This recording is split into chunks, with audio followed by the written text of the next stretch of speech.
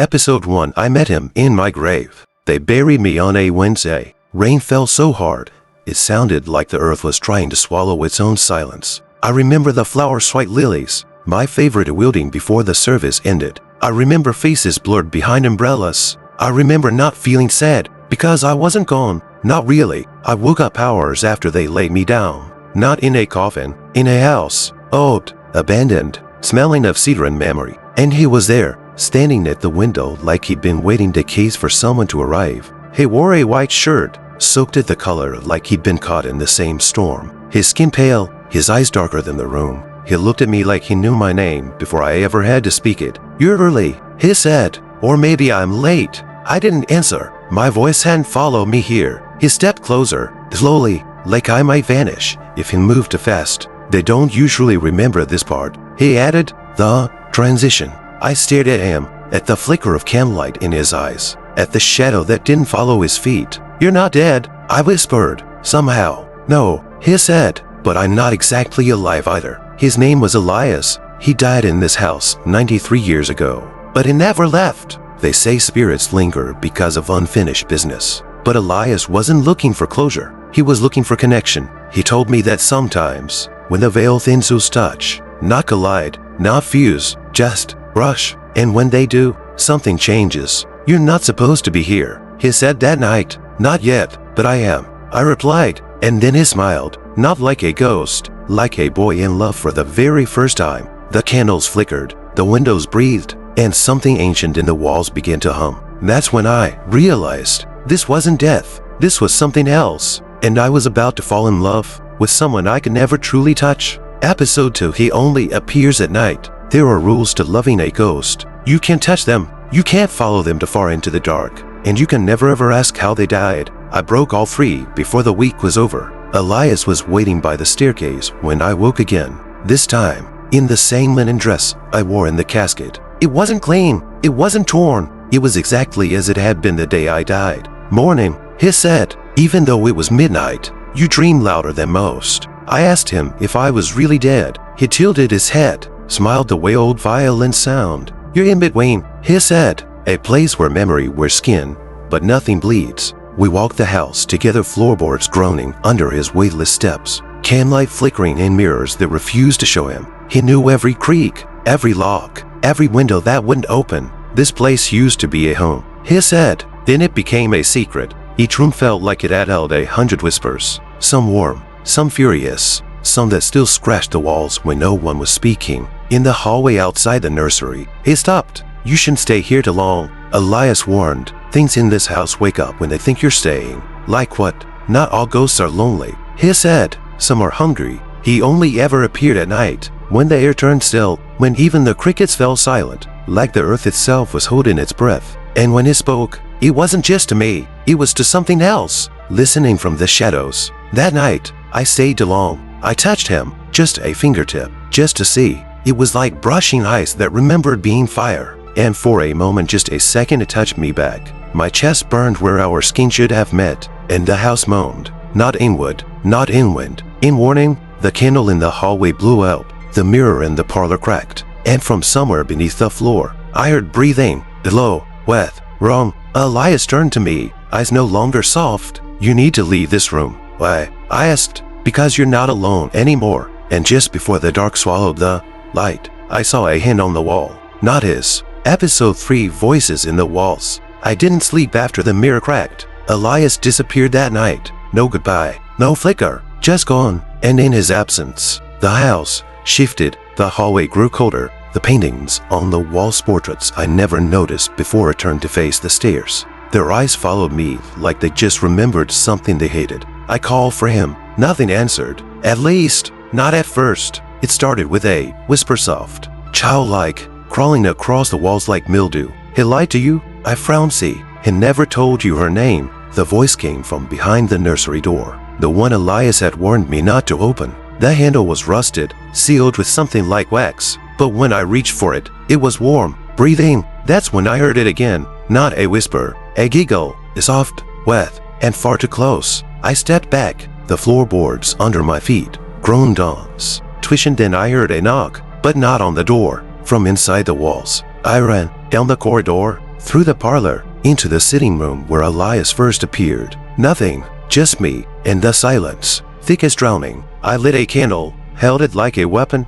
and only then did I see etched into the far corner of the fireplace a name, Serafini, not mine, not Elias, someone else. And then like a match struck inside my brain, a memory that wasn't mine bloomed in red. A girl with black eyes, nails made of broken glass, screaming inside a locked trunk beneath the nursery floor. He loved her first, the voice said again, but she didn't die right. I collapsed to my knees, gasping. The air was suddenly thick with roses and rot. My candle bent sideways, flame pulled toward the ceiling. And then, for the first time since I arrived, Elias appeared, but not like before. His eyes were hollow, his shirt stained red, and behind him just for a second he saw another figure, a girl with no face. She whispered something in his ear. He looked at me with a sorrow I hadn't seen before. Clara, he said softly, I should have told you about her. But before he could finish, the walls screamed. Episode 4. Serafini never left. You can't bleed in the in-between. But that night, I swear I did. My nose, my ears, a thin trail from the corner of my eye, salted red tears. Not from pain, from remembering something that wasn't mine. Her name, Serafini, and the scream in the walls was hers. Elias stood there, flickering between boy and specter, a shape caught in a storm he couldn't calm. You said I was the first, I whispered. You are? He said. Now, what does that mean? He didn't answer. The house did. The portraits in the hallway caught fire silently. No heat, just a slow, smoky unraveling. And inside each frame, her face. Serafini, in every portrait, in every dress, in every pose, next to Elias. But her eyes, scratched out, in all of them, as if someone wanted to remember her body but forget her soul. She wasn't supposed to stay, Elias said quietly, but love doesn't listen to rules. She died in the nursery. That much, he finally admitted. She'd been sick, or so they said. She'd gone mad, or so they claimed. But it was Elias who locked the door, and it was Serafini who burned the floor with her own name before her heart stopped. She wasn't buried. I realized aloud. Was she? Elias looked down. The trunk. I whispered. The nursery door creaked behind me, opened on its own. The wax seal had melted. The room inside was untouched by time. A broken cradle, a single doll, and in the corner, under a torn blanket, a chest. I stepped toward it. Every board beneath my feet screamed no. But I opened it anyway. Inside, bones wrapped in silk, a necklace around the neck, still warm, and beneath the skeleton's fingertips, pressed into the lining, an oath, scrawled in blood, still wet. She touched him first. I touched him last. And then, the lid slammed shut. From behind me came a breath that wasn't mine, and in the mirror above the crib, I saw them both. Elias fading, and Serafini smiling, not angry, possessive. You're not the first, Clara, she whispered. You're the replacement. And in that moment, I knew this wasn't a love story. It was a triangle, and one corner was rotting. Episode 5. Through her eyes. You can't possess the dead, but the dead, they can borrow you. It began with the mirror, the one above the cradle, where I saw Serafini smiling. After that night, I stopped sleeping, not because I couldn't, because she wouldn't let me. Every time I closed my eyes, she pulled me underneath into dreams, but into memories, hers. I saw everything through her eyes. The house, bright and new, the sunlight and Elias' hair. The first time he touched her wrist and whispered her name like it was a prayer. Serafini, he had said, you make even ghosts believe in life. She was in love, desperately, the kind of love that binds itself to bone. But then I saw it, the first crack, the day he stopped writing, the night he slept in a different room, the morning he looked through her as if she were air, and then a trunk. She hadn't been sick, she'd been silenced, locked away for knowing too much, loving too fiercely, refusing to be forgotten. They said she lost her mind, but the truth was simpler. Elias loved someone else, me, not maybe the shadow of me, the soul that hadn't even arrived yet. She saw it in him, the absence, the ache, the way he stared out the window, as if waiting for a future buried in fog. And that's when Serafini made her vow. If you leave me behind, I'll follow. If you forget me, I'll make sure no one else remembers you, either. That night, I woke up in her body, looking into the mirror with her face, feeling her tears like acid, and behind me, the real Elias, his hands trembling, his mouth forming the words he'd never say out loud again. I'm sorry. He closed the trunk himself. He turned the key and walked away, back in the present. I gasped. My throat felt raw, my chest hollowed. The nursery had changed. Now every surface bore her name, carved, scratched, burnt, Seraphine Northeast, Seraphine Northeast, Seraphine Northeast. And in the crib, a second doll, wearing my necklace, Elias appeared, again faint, flickering like camlight in the wind. She show you, he said, didn't she? I nodded. Then you know why she can't let you stay. Because she's angry. He looked down, because she still loves me. And suddenly, I realized this was never just about revenge. It was about never being replaced. Episode 6, The Memory That Bleeds. There are memories that feel like dreams. And then there are the ones that leave a scar. I found the letter inside the broken doll, tucked in its porcelain chest, sealed with wax the color of dried blood. The paper was old, brittle, and still damp in places if it had cried with Seraphine. The writing wasn't hers, it was Elias. If I could love you like you love me, perhaps we wouldn't be here, but ghosts don't get to choose who they haunt. My hands trembled, so did the house. Every board groaned, every candle leaned away from the walls. And then I heard her, not in my head this time, in the room, behind me. Do you see now? She whispered. You didn't steal him, Clara. He gave himself away. She stepped out from the mirror, barefoot on nothing, her gown soaked with rot and sorrow, but her eyes were alive. I waited in silence. He left me in the dark. And you came going. I backed away. I didn't ask for this, but you answered it, she said, smiling. The house called. You walked in. You touched him. I love him. So did I. Silent. And then, for the first time, she reached for me. Her fingers brushed mine, and I saw it. The final memory. Elias holding her one last time in the attic, whispering her name, telling her the truth. I dreamed of someone else. Seraphine. I didn't know her. Not yet, but she felt inevitable. And she didn't cry. She just closed her eyes, kissed him once, and climbed into the trunk herself. He sealed it, not in cruelty, but in cowardice. She didn't scream. She waited, and she's been waiting ever since. I collapsed. My breath caught somewhere between hers and mine. Elias appeared again, flickering, fading faster. She's using me now, he said, to keep you here, to finish what we never started. What do? I begged. He looked at me with more sorrow than any ghost should carry. You remember her, all of her, and then you forgive me, out loud. Will that free you? No, he said softly, but it might free you. The walls shuddered. The cradle tipped. The mirror shattered into 1,000 whispering shards. Seraphine stood still, her eyes no longer angry, just waiting. Episode 7, The Reenactment. You don't put a ghost to rest by burning sage. You do it by bleeding where they bled, by feeling what they felt, by remembering them as they were, before they were forgotten. At midnight, I returned to the nursery. The floor creaked like it knew what was coming. The air held the heavy taste of rose water and rot. Elias hadn't appeared. Not tonight. Only her. Seraphine stood by the trunk. She didn't look cruel. She looked tired. In her hands, she held the necklace from the doll one I felt was mine. But it had always been hers. You loved him, I whispered. Yes, and he let you die. Yes, she said again. But worse, he let me be erased. She knelt beside the chest,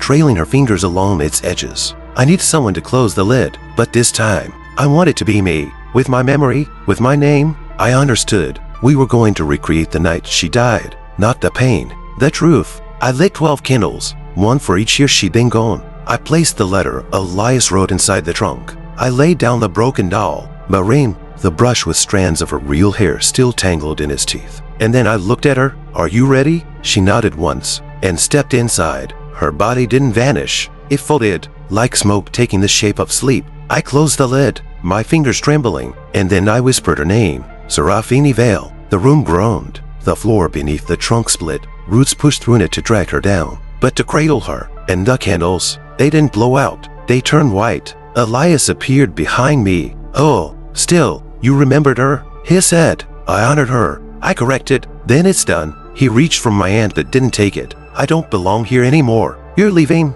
I think, he said with a soft smile. I was never meant to stay. Anton did something he'd never done before. He kissed me. Not cold, not spectral, real. For one heartbeat, the in-between became a doorway, and we stood on his threshold. Then it faded, and all that remained was the warmth on my lips, and a name no longer whispered in rage, but remembered in peace. Episode 8, where her name once echoed. The house let me go at dawn, not with a crash, not with fire, just silence. The kind of silence that follows grief not because it's gone, but because it's been understood. I stepped outside barefoot, skin cold, throat tight, to clung to the grass like breath that never made it to a voice. No birds sang, no wind stirred, and yet I felt her, not Serafini, myself. For the first time, I walked down the old gravel road, past fences I didn't remember passing when I came. Time stretched here like skin thin, fragile, easy to tear. By the time I reached the town, the sun was bleeding over the horizon.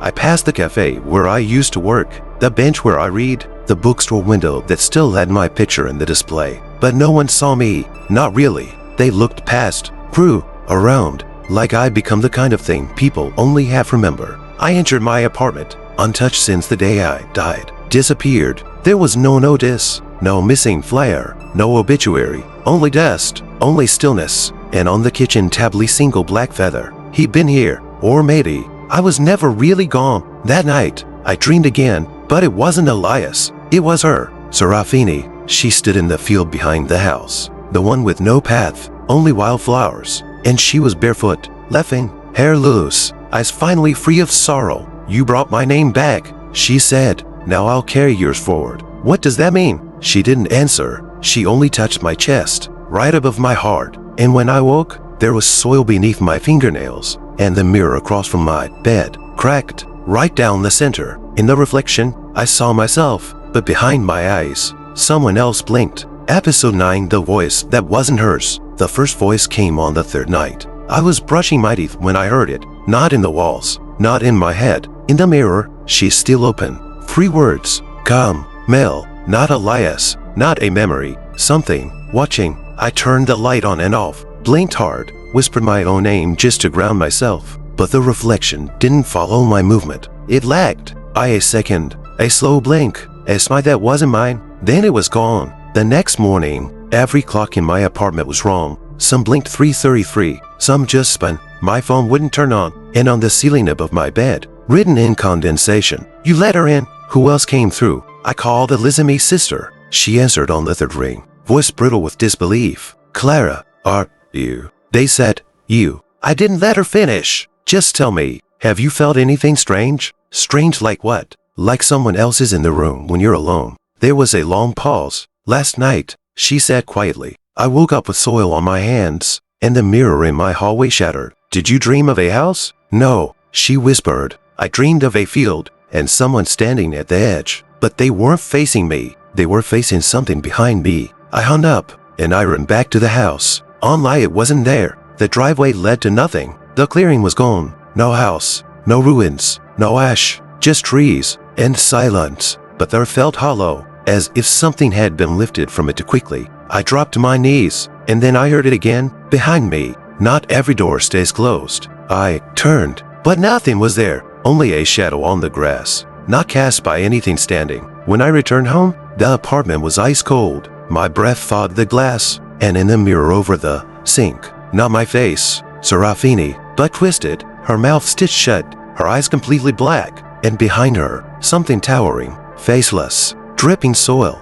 and it whispered, "You didn't bury her deep enough." Episode 10, the hollowed ones. It wasn't just Serafini. That's what the research said, not the dusty folklore or internet ghost blogs. I found it in the registry of Black Hollow Asylum, long since condemned, a patient list, crossed out names, and at the bottom scrawled in what looked like rust, 3 buried, 1 bound, 1 hollow. There had been others, women who vanished near the house, men who returned mute or mad, and 1 girl who never had a name, just a symbol burned into her back, a spiral with a circle missing from its center, an open soul. I called Elias again, no answer. Her last text was 1 word, him. I didn't sleep that night. I lit every candle I had. I covered the mirrors. I soldered the doors. But the moment the clock hit 3:33, the candles bent, not flickered, bent as if something unseen exhaled against the flame. And, done, the whispering began. Not English, not human, voices speaking in, layers male,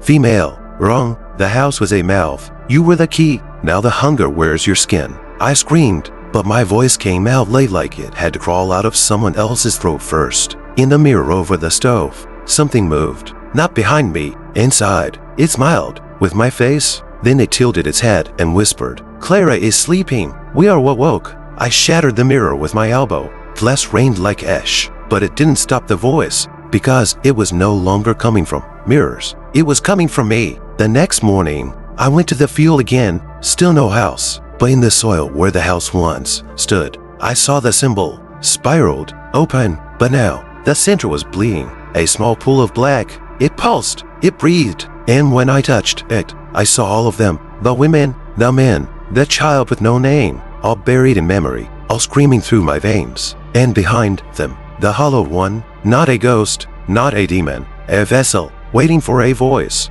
a body, mine. Episode 11, the voice beneath my name. They say possession feels like drowning in your own skin, but this felt like being forgotten while still breathing. I could no longer hear my own thoughts. Every word I tried to form was spoken a second before I thought it. Every movement I made had already been decided, and in every mirror, the version of me that smiled wasn't me. He was growing stronger, not a ghost, not a man, but something that wears love like bait. The hollowed one, he had no face, because he used ours. He had no voice, because he used mine. And now he wanted my name, because a name, spoken in grief and flame, gives shape to things not meant to be shaped. I returned to the field at dusk. The symbol in the soil was wider now, cracked, breathing, and whispering in hundreds of languages, none of them human. At its center lay something pulsing, a heart, but not mine, his, waiting for a vessel. And behind me, the shadows began to take form. Elias, but not as I remembered him. He was ash now,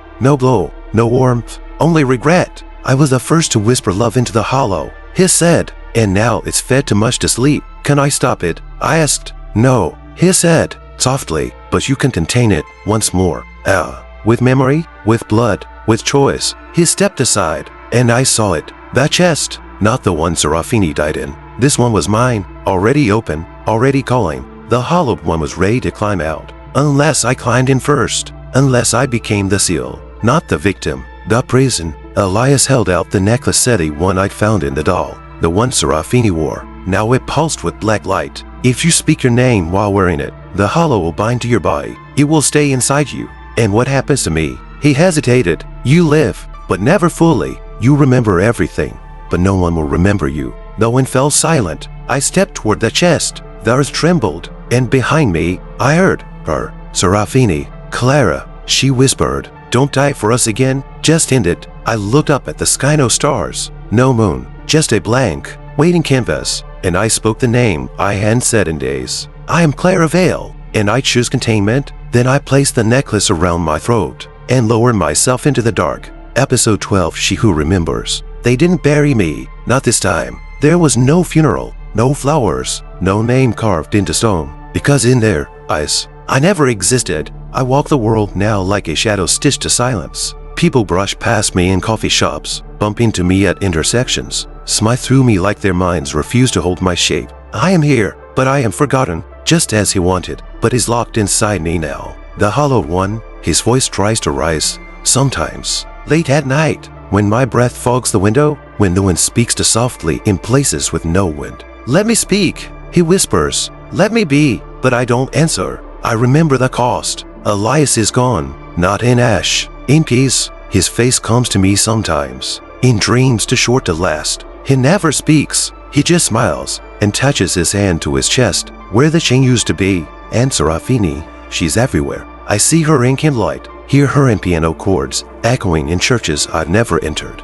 She's not haunting me, she's guarding me, because I am the prison now, the seal, the book that cannot be closed, but must never be read. I keep moving, different towns, different names, but always the same question burning behind my ribs. Who will I become if someone remembers me? And sometimes, I wonder if love was ever mine to keep, or just a trick the hollow used to feed itself. But then I hear it, a child's laugh, a woman humming, a voice reading poetry aloud in an empty park. And I remember, even haunted hearts can hold quiet beauty, even forgotten names can leave footprints. And so I leave mine, now, not in blood, not in mirrors, but in stories, told late at night, to those who still believe in ghosts, and still fear what loves them back. If you ever hear your name whispered from a mirror that shouldn't be speaking, it might be him. But if the voice is gentle, if it carries sorrow like a promise, it might be me, not to haunt, just to remember.